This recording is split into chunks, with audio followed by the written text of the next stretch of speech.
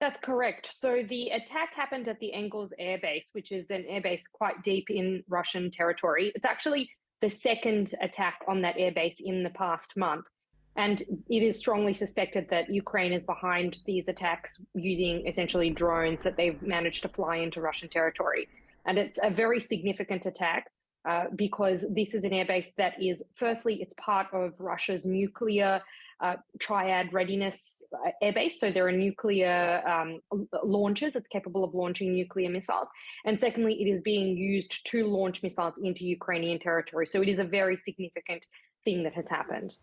Well, Ukraine's military says the Luhansk, Donetsk and the Zaporizhia regions have been shelled incessantly in the latest attacks. That's correct. So that is also happening. The Ukrainian territory is being really heavily bombarded by Russian weaponry. It's not particularly precise striking. In many cases, they're aiming for places where you have key industrial areas. So particularly they're aiming at energy infrastructure and water infrastructure. So there's a huge attempt by Russia to essentially freeze the Ukrainians to death at the moment. And there are millions of Ukrainians who are still without power, without lights, without heating in the middle of winter. It's freezing cold. And the current estimate is around about 9 million Ukrainians. So that's basically a quarter of the country or more that is without power at the moment.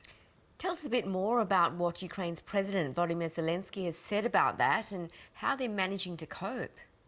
It's quite incredible when you see what the Ukrainians have been able to do when they are on the receiving end of these attacks that take out power stations. So they're able to return power really very, very quickly. And they're restoring power, but as quickly as they are restoring it, it is then getting taken out again by additional attacks. President Zelensky has said that these strikes are against international law. They're targeting civilian targets, not military targets. And it has meant that there are definitely avoidable deaths at the moment, and people are certainly freezing. We've got a correspondent in Ukraine who is constantly having to go various places to get power, to recharge her phone, to file for us on the ground. She doesn't have water a lot of the time. And again, the temperatures are sub-zero, well sub-zero temperatures. So it is a really tough moment for Ukraine. It is really the first midwinter time that they have been under attack. It's the first time that they have been attacked in this way in the last little while, and people are really suffering on the ground. Meanwhile, Russia's foreign minister says Ukraine should fulfill Moscow's proposal for settlement for its own good, or the Russian army will decide the issue. How is Ukraine responding to that? Sergei Lavrov has issued this statement saying that it's time for the Ukrainians to cede to the Russian demands. Those demands include things like ceding territory to Russia and withdrawing its military, withdrawing from its negotiations with the EU and with NATO. Ukraine has said there's no way it's going to cede to these demands because these are things that compromise its sovereignty and its territorial integrity. And they themselves have laid out their own list of demands, a 10-point plan saying that this is what Russia needs to do to get to peace talks. Ukraine has said they would like peace talks to happen in February. But the precondition for that is that the Russians are held accountable for what they have done to Ukraine thus far, for their war crimes before a war crimes tribunal. So both sides are calling for peace talks. The Russians are calling for Ukraine to essentially cede its territory and cede its sovereignty. And Ukraine has said it won't do that. And the only way that they will talk peace is if the Russians leave all of Ukraine's territory and essentially allow a war crimes tribunal to proceed.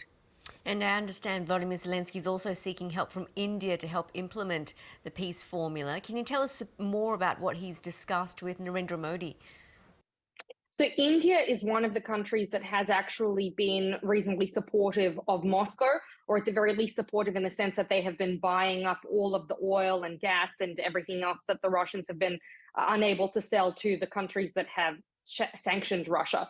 And it's one of those countries that is seen as in this conflict as siding more so with the Kremlin than with Kyiv. And so what Zelensky and indeed what Ukraine has been trying to do is really campaign to get Narendra Modi and to get India to get off the fence and to start helping out with sanction efforts against Russia and to start weighing in on Kyiv's side.